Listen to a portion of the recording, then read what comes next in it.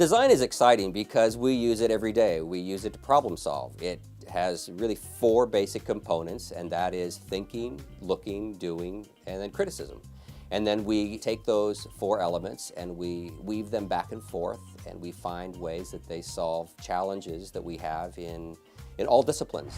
Well, to me, design is really exciting because it forces one to look at the why behind things and the intention of how things are. Well, I'm responsible for a lot of the pre-engineering students here. A lot of them are interested in making things. Something can be functional, but it's not necessarily going to be aesthetic. Steve Jobs is a really good example of somebody who tried to combine both the functional aspects and the aesthetic aspects. He didn't refer to his people as engineers, he referred to everybody as an artist because he wanted something not only to work, but also to be something that people would want to use. That's the perfect combination of the art and the engineering aspects of design.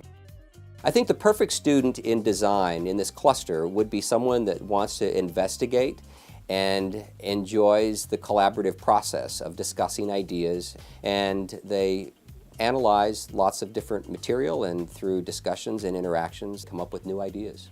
A very important characteristic is somebody who wants to know why. Why is the stage designed the way it is in this play? How does that create the drama that we want to portray in a scene?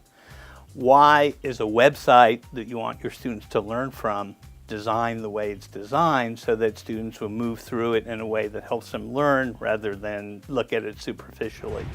The visual arts is an excellent discipline to utilize the design strategies and to hone critical thinking skills, because this is something artists do every day.